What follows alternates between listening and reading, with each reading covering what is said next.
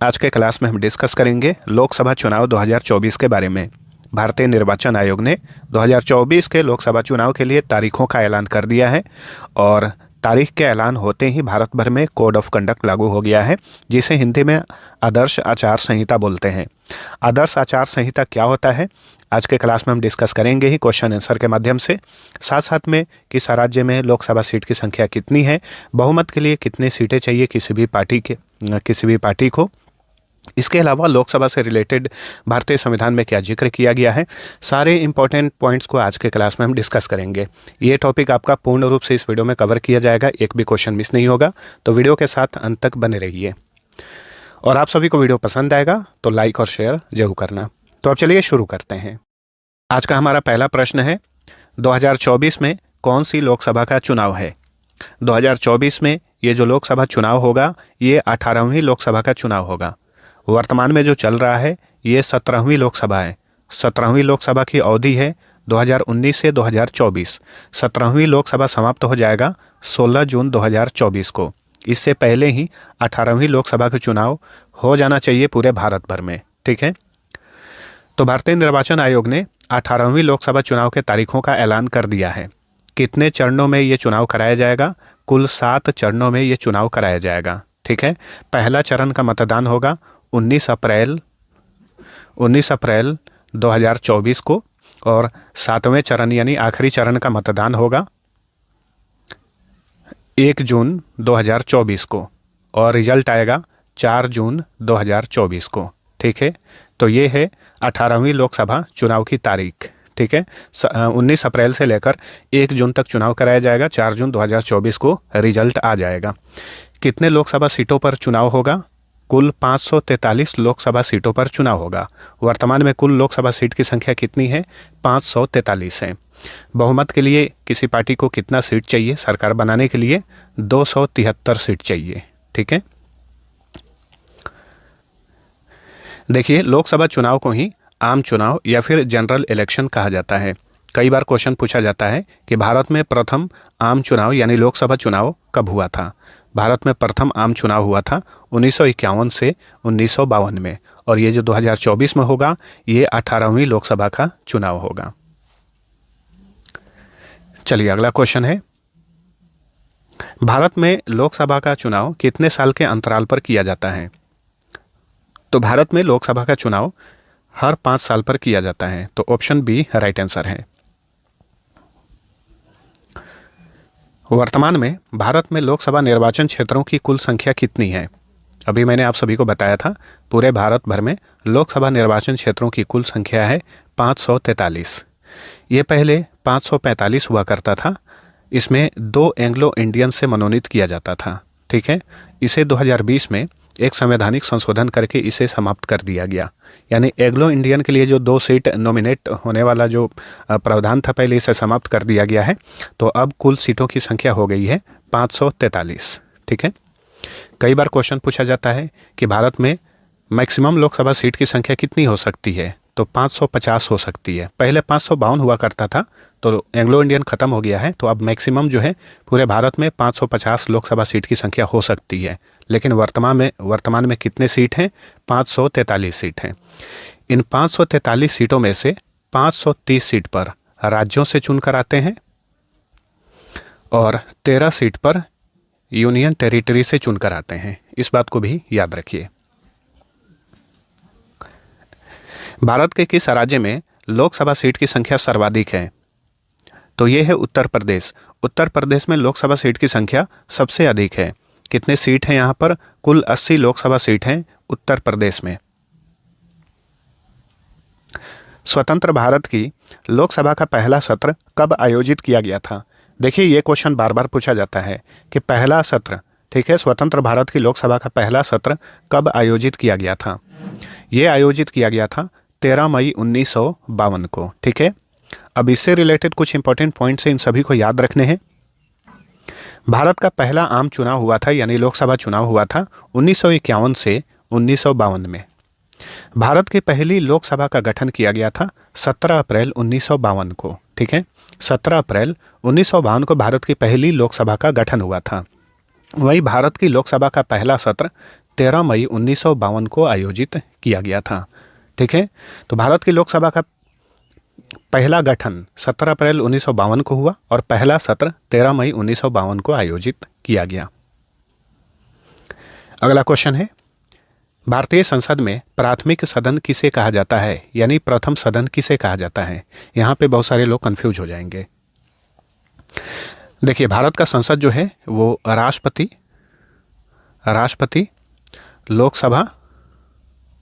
लोकसभा और राज्यसभा से मिलकर बनता है। याद रखिएगा, राष्ट्रपति, लोकसभा, राज्यसभा से मिलकर बनता है भारत का संसद। इसमें राज्यसभा जो है ये उच्च सदन होता है, लोकसभा जो है ये निम्न सदन होता है, निम्न सदन। लेकिन लोकसभा को प्राथमिक सदन या फिर प्रथम सदन भी कहा जाता है। इस क्वेश्चन का राइट आंसर हो जाएगा ऑप्शन नंबर बी, लोकसभा को प्राथमिक सदन कहा जाता है। लोकसभा का पहली बार विधिवत गठन कब किया गया था। लोकसभा को लोगों का सदन भी कहा जाता है। ठीक है, ध्यान रखिए, लोकसभा को लोगों का सदन भी कहा जाता है, क्योंकि लोकसभा के जो भी सदस्य होते हैं वो प्रत्यक्ष रूप से जनता द्वारा चुनकर आते हैं लोकसभा में। ठीक है, इसलिए इसे लोगों का सदन कहा जाता है। तो लोकसभा की पहली बार विधिवत गठन किया गया था 17 अप्रैल 1952 को। बिहार में लोकसभा सीट की संख्या कितनी है। सभी राज्यों के लोकसभा सीट के बारे में हम पढ़ेंगे कि किस राज्य में कितने लोकसभा सीट हैं। ये भी क्वेश्चन पूछा जाता है, आप सभी को याद रखना है। ठीक है, क्योंकि 2024 में लोकसभा का चुनाव हो रहा है, तो बहुत ही ज़्यादा चांस है कि 2024 में जितने भी एग्जाम होंगे लोकसभा से रिलेटेड 1 या 2 प्रश्न तो पूछे जाएंगे ही। तो इस तरह के सारे प्रश्न जो है आज के क्लास में हम डिस्कस करने वाले हैं। बिहार में लोकसभा सीट की संख्या है 40। बिहार में कुल लोकसभा सीट की संख्या 40 है। वहीं उत्तर प्रदेश में इसका दोगुना है, 80 है। ठीक है, तो बिहार यूपी से रिलेटेड याद रखिए, यूपी में 80, बिहार में 40। लोकसभा के प्रथम अध्यक्ष कौन थे। बहुत बार ये क्वेश्चन पूछा गया है। लोकसभा के प्रथम अध्यक्ष थे GV मावलंकर, गणेश वासुदेव मावलंकर इनका पूरा नाम है। संसद के किस सदन को लोकप्रिय चैम्बर या पॉपुलर चैम्बर भी कहा जाता है। संसद के किस सदन को लोकप्रिय चैम्बर कहा जाता है, तो ये है लोकसभा। लोकसभा को पॉपुलर चैम्बर भी कहा जाता है। ठीक है, लोकसभा के प्रथम उपाध्यक्ष कौन थे। लोकसभा में अध्यक्ष होता है और उपाध्यक्ष भी होता है। ठीक है, तो लोकसभा के प्रथम उपाध्यक्ष कौन थे। सही उत्तर होगा M अनंत शयनम अयंगर। ये लोकसभा के प्रथम उपाध्यक्ष थे और लोकसभा के प्रथम अध्यक्ष थे GV मावलंकर। लोकसभा की प्रथम महिला अध्यक्ष कौन थी। Very important question. लोकसभा की प्रथम महिला अध्यक्ष थी मीरा कुमार। ठीक है, मीरा कुमार ये 2019 में अध्यक्ष बनी थी और इस तरीके से मीरा कुमार जो हैं ये लोकसभा की प्रथम महिला अध्यक्ष हैं। 17वीं लोकसभा के अध्यक्ष कौन हैं। तो देखिए, वर्तमान समय में यानी 17वीं लोकसभा की अवधि है 2019 से 2024। इस दौरान लोकसभा के अध्यक्ष कौन है। ओम बिरला। लोकसभा में केंद्र शासित प्रदेशों के लिए अधिकतम कितने सीट हो सकते हैं। यहाँ पे अधिकतम सीट के बारे में पूछ रहा है, न कि वर्तमान। ठीक है, तो लोकसभा में केंद्र शासित प्रदेशों के लिए अधिकतम 20 सीट हो सकते हैं, लेकिन वर्तमान समय में कितने सीट हैं। 13 हैं। चलिए अगला क्वेश्चन। लोकसभा को विशेष परिस्थिति में कार्यकाल से पहले कौन विघटित यानी भंग कर सकता है। सारे के सारे चुनिंदा प्रश्न हैं दोस्तों, याद रखिएगा। लोकसभा को एक विशेष परिस्थिति में कार्यकाल जो 5 साल का होता है, इससे पहले ही राष्ट्रपति के हाथ में जो शक्ति होती है कि वो लोकसभा को वो विघटित यानी भंग कर सकता है। तो कौन है ये। राष्ट्रपति। ठीक है, लोकसभा का पीठासीन अधिकारी कौन होता है। लोकसभा का पीठासीन अधिकारी होता है लोकसभा का अध्यक्ष और उपाध्यक्ष। लोकसभा के अध्यक्ष को स्पीकर भी कहा जाता है। लोकसभा में सबसे अधिक प्रतिनिधि भेजने के मामले में कौन सा राज्य दूसरे स्थान पर है। दूसरा स्थान भी याद रखिएगा, ये है महाराष्ट्र। महाराष्ट्र में कुल लोकसभा सीट की संख्या है 48, ठीक है। और सबसे अधिक लोकसभा सीट के मामले में महाराष्ट्र दूसरे स्थान पर है, उत्तर प्रदेश पहले स्थान पर है। उत्तर प्रदेश में लोकसभा सीट की संख्या 80 है, वहीं बिहार में लोकसभा सीट की संख्या 40 है। नेक्स्ट, जब अध्यक्ष और उपाध्यक्ष दोनों के पद रिक्त हों तो लोकसभा की अध्यक्षता कौन करेगा? तो देखिए, लोकसभा की अध्यक्षता लोकसभा के स्पीकर यानी अध्यक्ष द्वारा की जाती है। अध्यक्ष अनुपस्थित रहे, उसकी अध्यक्षता उपाध्यक्ष द्वारा की जाती है। लेकिन अगर ये दोनों अनुपस्थित रहें तो लोकसभा की अध्यक्षता कौन करेगा? राष्ट्रपति द्वारा मनोनीत कोई भी लोकसभा का सदस्य, जिसे राष्ट्रपति मनोनीत करेगा, ठीक है। आमतौर पर लोकसभा में सदन का नेता कौन होता है? तो आमतौर पर लोकसभा में सदन का नेता होता है प्रधानमंत्री, ठीक है।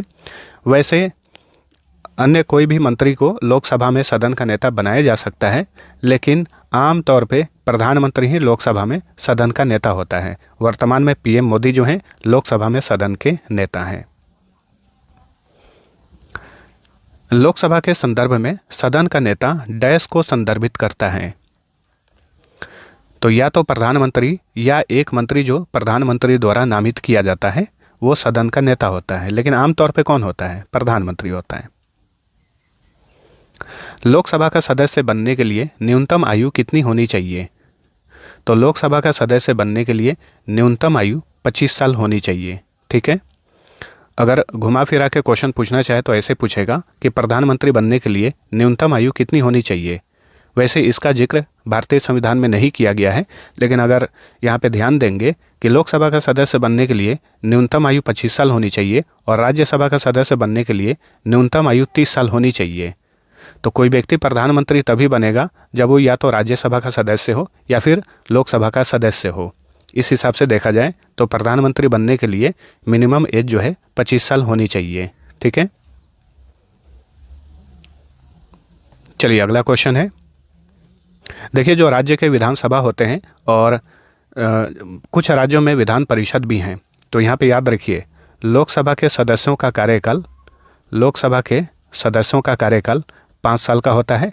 लोकसभा का सदस्य बनने के लिए न्यूनतम आयु 25 साल होनी चाहिए, ठीक है।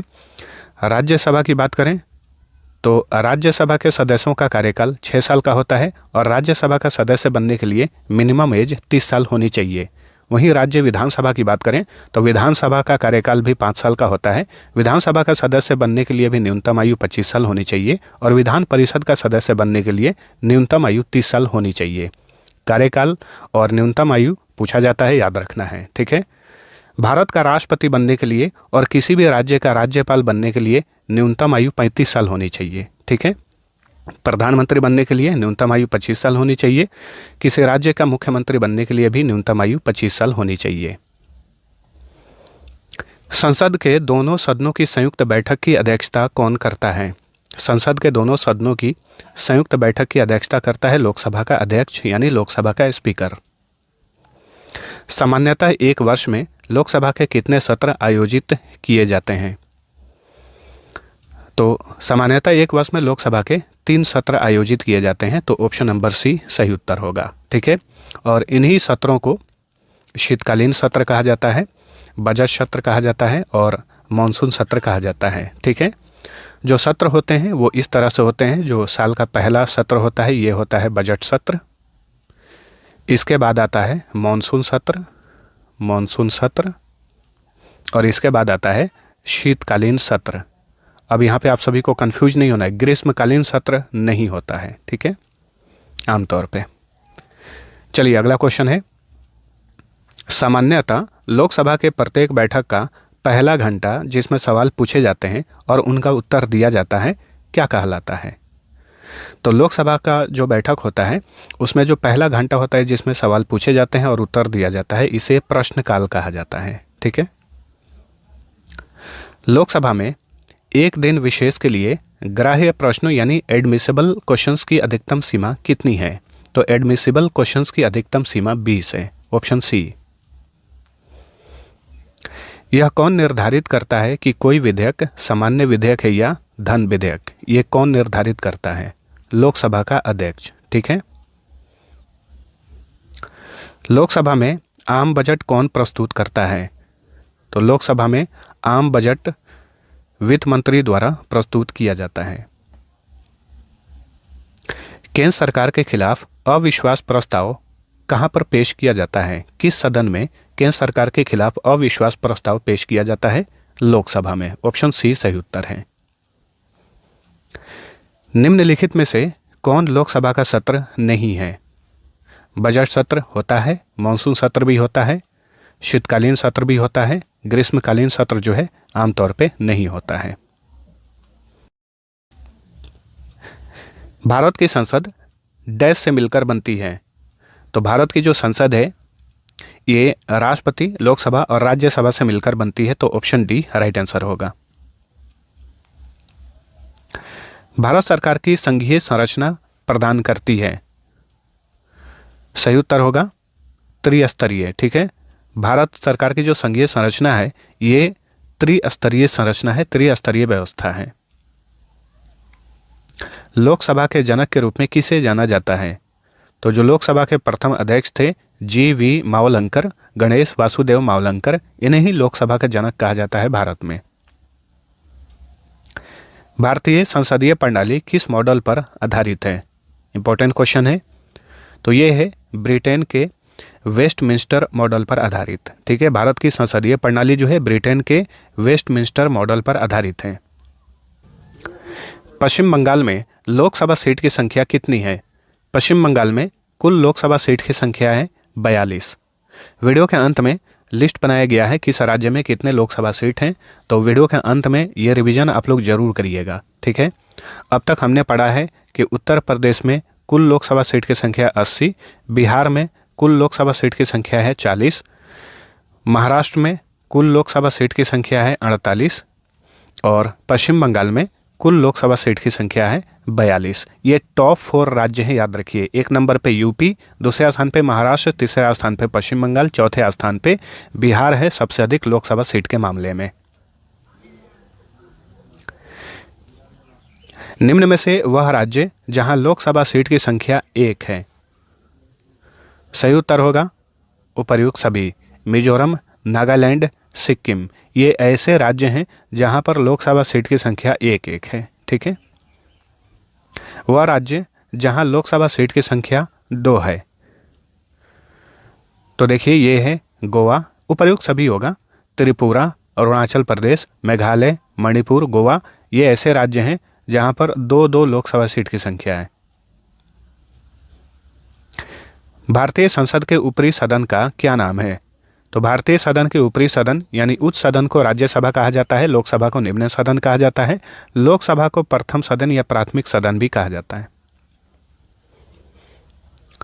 गुजरात में लोकसभा सीट की कुल संख्या कितनी है? गुजरात में लोकसभा सीट की संख्या कितनी है? 26 है। प्रत्येक राज्य के लिए लोकसभा निर्वाचन क्षेत्रों की संख्या राज्य की डैश के आधार पर निर्धारित की जाती है। किसके आधार पर निर्धारित की जाती है?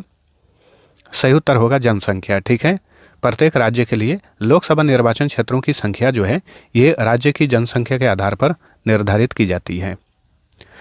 भारत में आदर्श आचार संहिता यानी कोड ऑफ कंडक्ट कब लागू होती है? चुनावी तारीख की घोषणा के तुरंत बाद। तो देखिए 2024 के लिए लोकसभा चुनाव का ऐलान, तारीखों का ऐलान कर दिया है भारतीय निर्वाचन आयोग ने। तो अब भारत भर में कोड ऑफ कंडक्ट लागू हो गया है। अब ये कोड ऑफ कंडक्ट क्या होता है, इसमें क्या नहीं करना चाहिए, वो आगे हम डिस्कस करेंगे। ठीक है, भारत में सबसे पहले आचार संहिता कब और कहाँ पर लागू हुई थी?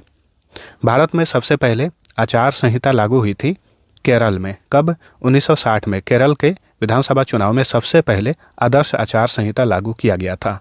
वैसे एक बात याद रखिएगा, आदर्श आचार संहिता के बारे में कोई भी उल्लेख भारतीय संविधान में नहीं मिलता है। ये पार्टियों और भारतीय निर्वाचन आयोग के बीच में जो है ये एक प्रकार का समझौता है, कोड ऑफ कंडक्ट। चलिए अगला क्वेश्चन, पहली बार किस लोकसभा चुनाव में भारत भर में आदर्श आचार संहिता लागू की गई थी? 1962 के लोकसभा चुनाव में। तो देखिए भारत का पूछेगा कि भारत में पहली बार किस लोकसभा चुनाव में आदर्श आचार संहिता लागू किया गया था? तो 1962 के लोकसभा चुनाव में। ठीक है, और पहली बार पूछे राज्य या लोकसभा सभी मिलाकर तो केरल होगा, केरल में 1960 में। चलिए अगला क्वेश्चन, भारत में चुनावी तारीख के ऐलान के बाद आदर्श आचार संहिता कौन लागू करता है? तो ये लागू करता है भारत का निर्वाचन आयोग। देखिए, भारत का निर्वाचन आयोग की बात करें, इसका गठन कब हुआ था? 25 जनवरी 1950 को। ठीक है, कहाँ पर है ये? नई दिल्ली में है।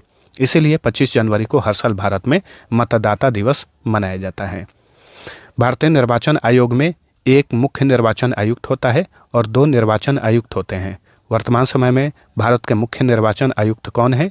राजीव कुमार हैं, राजीव कुमार। चलिए अगला क्वेश्चन, आदर्श आचार संहिता कब से कब तक लागू रहती है? तो चलिए देखते हैं। इसका सही उत्तर होगा चुनावी तारीखों के ऐलान के बाद से रिजल्ट घोषित होने तक। ठीक है, तो अभी 2024 के लिए आदर्श आचार संहिता लागू हो गई है और ये रिजल्ट घोषित होने तक यानी 4 जून 2024 तक ये लागू रहेगी। आदर्श आचार संहिता को लेकर निम्न में से क्या सही है? चलिए देखते हैं। चुनाव संहिता का जिक्र संविधान में नहीं है, सही है। यह चुनाव आयोग और राजनीतिक दलों की सहमति से बनाई गई एक प्रक्रिया है, समझौता, ये भी सही है। चुनाव संहिता लागू होने के बाद नई योजनाएं सरकार द्वारा लॉन्च नहीं की जा सकती, ये भी सही है। उपर्युक्त सभी।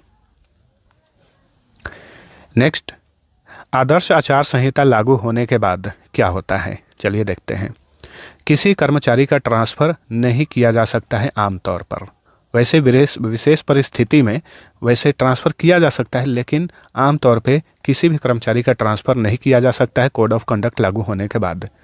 चुनाव प्रचार के लिए धार्मिक स्थानों का इस्तेमाल नहीं किया जा सकता है, ये भी सही है। सरकार की ओर से कोई भी नई योजना या घोषणा नहीं की जा सकती, तो उपर्युक्त सभी होगा। तमिलनाडु में लोकसभा सीट की संख्या कितनी है? तमिलनाडु में लोकसभा सीट की संख्या है 39। ठीक है, तो टॉप 5 राज्य, सबसे अधिक लोकसभा सीट के मामले में टॉप 5 राज्य याद रखिए।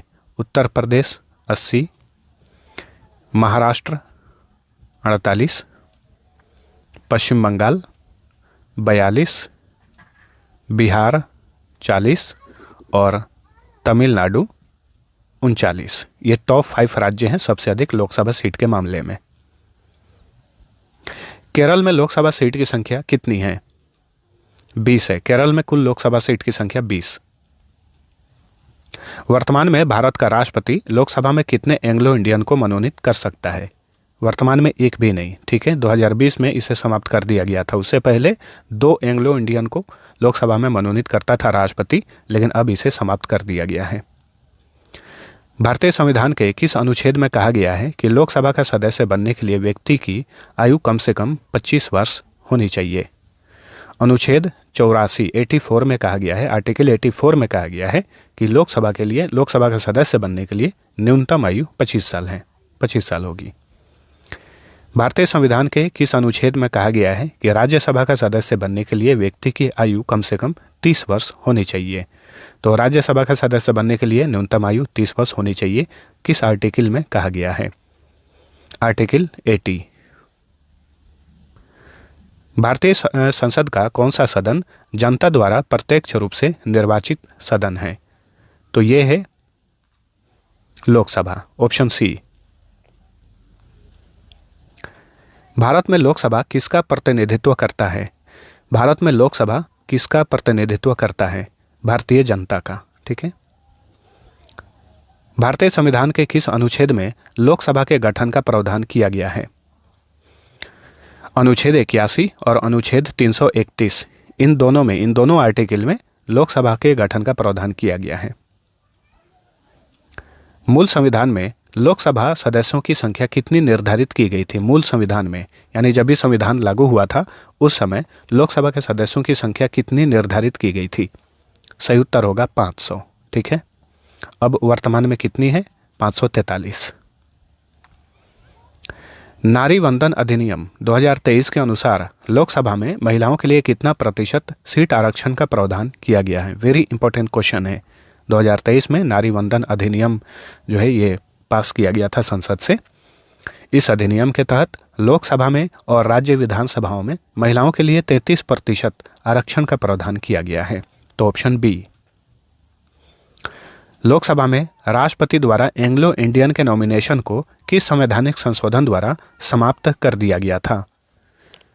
सही उत्तर है 104वें संवैधानिक संशोधन अधिनियम 2019 के द्वारा 2020 में जो एंग्लो इंडियन के लिए 2 सीट मनोनीत किया जाता था राष्ट्रपति द्वारा, इसे समाप्त कर दिया गया था। वर्तमान में लोकसभा में अधिकतम सदस्य संख्या कितनी हो सकती है? अधिकतम पूछ रहा है। अधिकतम पूछेगा तो 550, लेकिन वर्तमान में कितनी सीटें हैं तो 543 है। 543 में से 530 सीट पर राज्य से चुनकर आते हैं और 13 सीट पर केंद्र शासित प्रदेश से। वर्तमान में लोकसभा में कितने सदस्यों को राज्य की जनता सीधे निर्वाचित करती है? राज्य की जनता पूछ रहा है, ध्यान दीजिए। 530, ठीक है। वर्तमान में लोकसभा में 530 सदस्यों को राज्य की जनता सीधे निर्वाचित करती है और 13 सदस्यों को केंद्र शासित प्रदेश की जनता सीधे निर्वाचित करती है। वर्तमान में लोकसभा में कितने सदस्यों को केंद्र शासित प्रदेशों की जनता सीधे निर्वाचित करती है? 13। वर्तमान में लोकसभा में अनुसूचित जाति के लिए आरक्षित स्थानों की संख्या कितनी है? Very important question. तो ये है 84। देखिए, लोकसभा में कुल 543 सीट हैं, इसमें से 84 सीट पर जो है अनुसूचित जाति के लिए आरक्षण है। वर्तमान लोकसभा में प्रत्येक राज्य के लिए स्थानों का आवंटन किस पर आधारित है? ये 1971 की जनगणना पर आधारित है। लोकसभा के निर्वाचन क्षेत्र का सीमा निर्धारण पहली बार किस ईस्वी सन में किया गया था? 1972 में। लोकसभा में राज्यवार सीटों का आवंटन 1971 की जनगणना पर आधारित है। यह निर्धारण किस वर्ष तक यथावत बना रहेगा? 2026 तक, और 2026 में परिसीमन किया जाएगा। तो परिसीमन क्या होता है? तो देखिए, 1971 की जनगणना पर जो लोकसभा में राज्यवार सीटों का जो संख्या है, तो जाहिर सी बात है 1971 से 2026 तक जो है जनसंख्या में काफ़ी वृद्धि हुई है, तो लोकसभा सीट में भी वृद्धि की जाएगी। इसे ही परिसीमन कहा जाता है, ठीक है। तो जनसंख्या के आधार पर जो लोकसभा सीटों का जो उसमें जो बदलाव होगा, जो संख्या बढ़ेंगी, 2026 में ये किया जाएगा परिसीमन पूरे भारत भर में। लोकसभा का एक निर्वाचन क्षेत्र कम से कम कितनी जनसंख्या का प्रतिनिधित्व करती है? कम से कम 7.5 लाख, मतलब कम से कम 7.5 लाख की जनसंख्या पर एक लोकसभा सीट होना चाहिए। चलिए अगला क्वेश्चन। लोकसभा में अनुसूचित जनजाति के लिए आरक्षित स्थानों की संख्या कितनी है? तो अनुसूचित जनजाति के लिए यानी एसटी के लिए 47 जो है आरक्षित सीट हैं लोकसभा में। तो याद रखिए, एससी के लिए, अनुसूचित जाति के लिए 84 और अनुसूचित जनजाति के लिए लोकसभा में कुल आरक्षित सीटों की संख्या 47 है। पिछड़ा वर्ग के लिए कोई भी आरक्षण नहीं है। वहीं महिलाओं के लिए 33% आरक्षण का प्रावधान किया गया है। लोकसभा में अनुसूचित जाति और अनुसूचित जनजाति के लिए आरक्षित स्थानों की संख्या कितनी है? तो दोनों को जोड़ दीजिए, 47 और 84 कितना होता है? उतना हो जाएगा 131। क्षेत्रफल की दृष्टि से देश का सबसे छोटा लोकसभा निर्वाचन क्षेत्र कौन सा है? सबसे छोटा और सबसे बड़ा याद रखिए। क्षेत्रफल की दृष्टि से देश का सबसे छोटा लोकसभा निर्वाचन क्षेत्र है चांदनी चौक, जो कि दिल्ली में है। क्षेत्रफल की दृष्टि से देश का सबसे बड़ा लोकसभा निर्वाचन क्षेत्र कौन सा है? तो ये है लद्दाख, ठीक है। लद्दाख में कुल लोकसभा सीट की संख्या 1 है और ये भारत का सबसे बड़ा केंद्र शासित प्रदेश भी है, इसलिए ये क्षेत्रफल की दृष्टि से भारत का सबसे बड़ा लोकसभा निर्वाचन क्षेत्र है लद्दाख। झारखंड क्षेत्र से लोकसभा के सदस्यों की कुल संख्या कितनी है? सही उत्तर है 14। छत्तीसगढ़ राज्य में लोकसभा में कितने निर्वाचन क्षेत्र हैं? यानी छत्तीसगढ़ में कुल लोकसभा सीट की संख्या कितनी है? 11। लोकसभा में किस संघ शासित क्षेत्र के यानी केंद्र शासित क्षेत्र के सर्वाधिक प्रतिनिधि निर्वाचित होकर आते हैं? तो ये है दिल्ली, ठीक है। दिल्ली एक ऐसा केंद्र शासित प्रदेश है जहां पर सबसे अधिक लोकसभा सीट की संख्या कितनी है? 7 है। और बाकी अंडमान निकोबार में 1, लक्षद्वीप में 1 और पुडुचेरी में 1 लोकसभा सीट की संख्या है और दिल्ली में है 7। लोकसभा में सर्वाधिक प्रतिनिधित्व के आधार पर राज्यों का सही क्रम कौन सा है? 1 नंबर पे उत्तर प्रदेश आएगा, दूसरे स्थान पे महाराष्ट्र आएगा और तीसरे स्थान पे पश्चिम बंगाल आएगा। उत्तर प्रदेश में 80, महाराष्ट्र में 48, पश्चिम बंगाल में 42 लोकसभा सीट की संख्या है। आपातकाल के दौरान संसद लोकसभा का कार्यकाल एक बार में कितने समय के लिए बढ़ा सकता है? तो मान के चलिए आपातकाल लगा हुआ है, तो आपातकाल के दौरान जो है संसद जो है लोकसभा का कार्यकाल एक बार में 1 साल के लिए बढ़ा सकता है। तो ऑप्शन सी।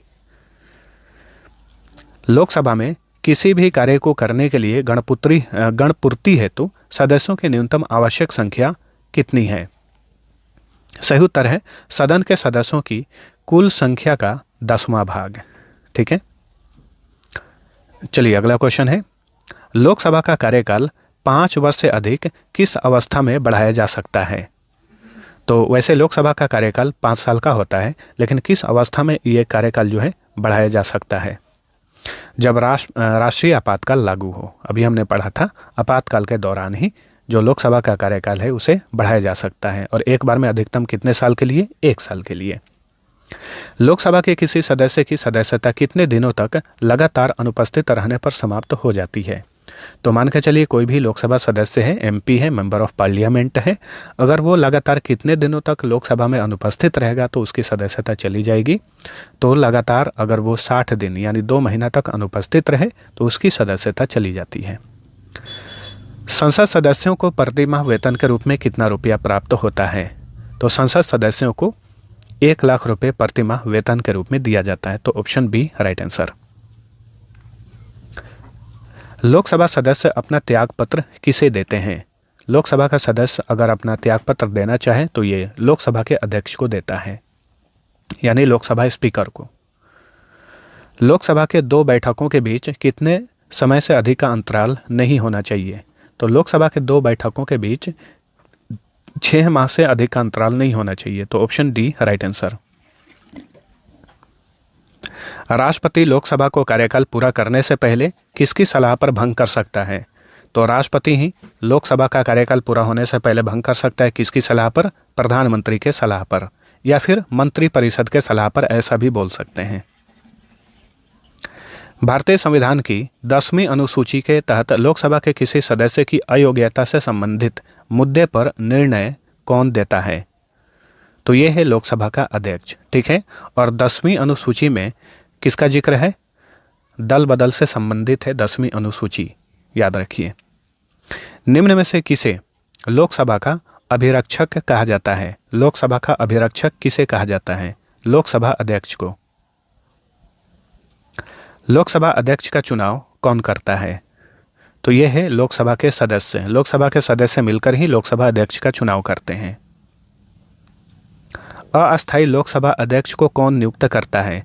तो देखिए, जैसे लोकसभा का गठन होता है तो सबसे पहले प्रोटेम स्पीकर यानी अस्थायी लोकसभा का अध्यक्ष की नियुक्ति की जाती है। इसकी नियुक्ति कौन करता है? तो ये है राष्ट्रपति। ठीक है, स्पीकर की नियुक्ति होने तक यानी लोकसभा के अध्यक्ष के नियुक्ति होने तक प्रोटेम स्पीकर जो है ये लोकसभा की अध्यक्षता करता है, और प्रोटेम स्पीकर की नियुक्ति राष्ट्रपति द्वारा की जाती है। लोकसभा की सामान्य अवधि बढ़ाई जा सकती है।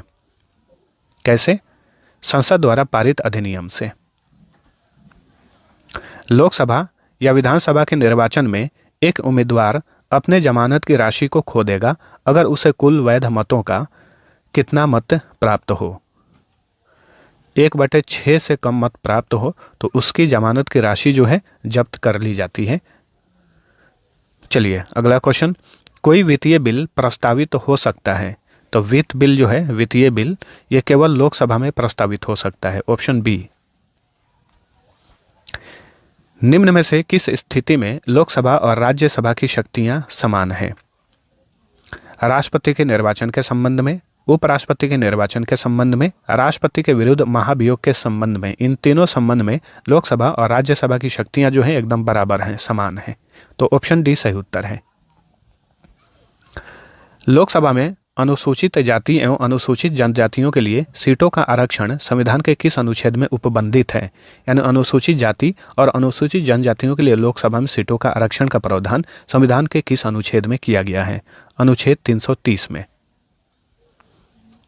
निम्नलिखित में से कौन सा राज्य लोकसभा में अनुसूचित जनजातियों से सर्वाधिक प्रतिनिधि निर्वाचित करता है? सही उत्तर है मध्य प्रदेश। ठीक है, मध्य प्रदेश में सबसे अधिक अनुसूचित जनजातियों के लिए लोकसभा में सीटों का आरक्षण है। कितना आरक्षण है इनके लिए? 6।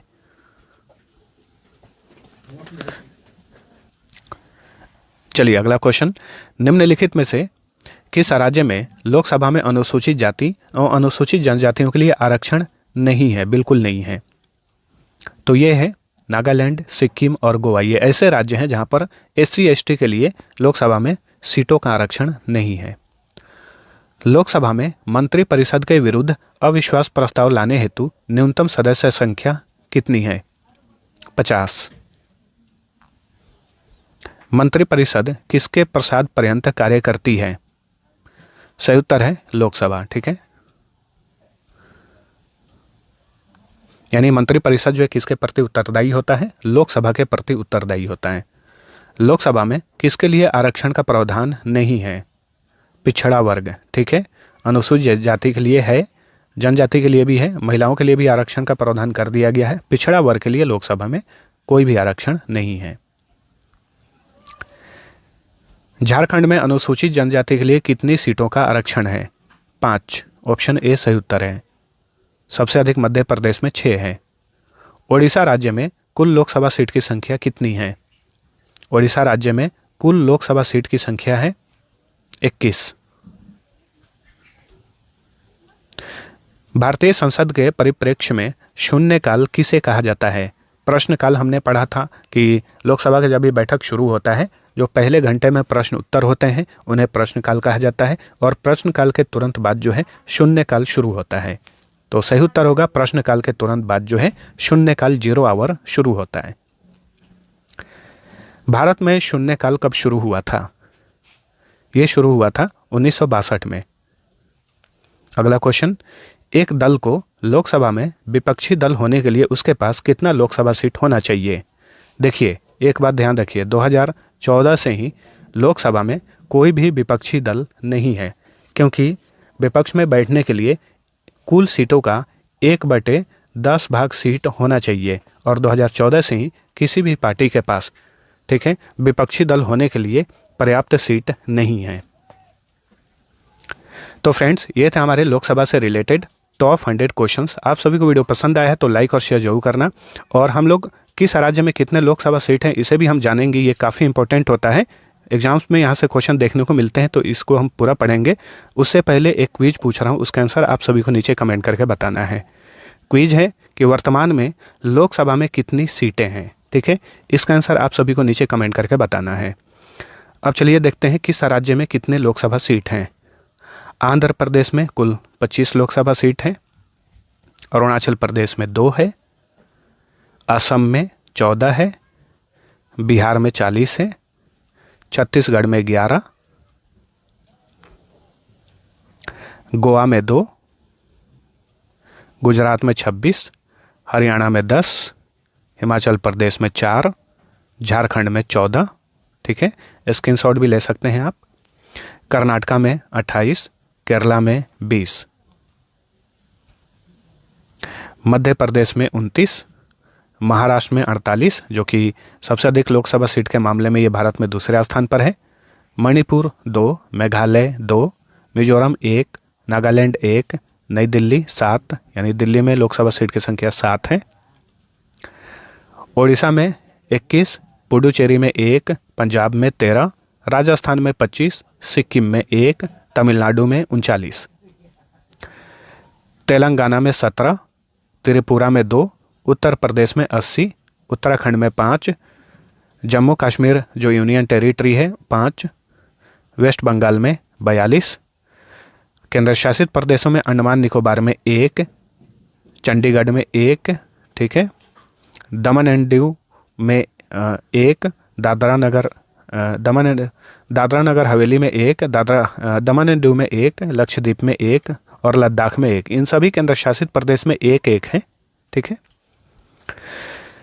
तो ये पूरे राज्य भर सीटों की संख्या थी लोकसभा की। तो हमारा वीडियो यहीं पर समाप्त होता है। आप सभी को वीडियो पसंद आया है तो लाइक और शेयर जरूर करना। अब चलिए मिलते हैं अगले वीडियो में, तब तक के लिए टेक केयर।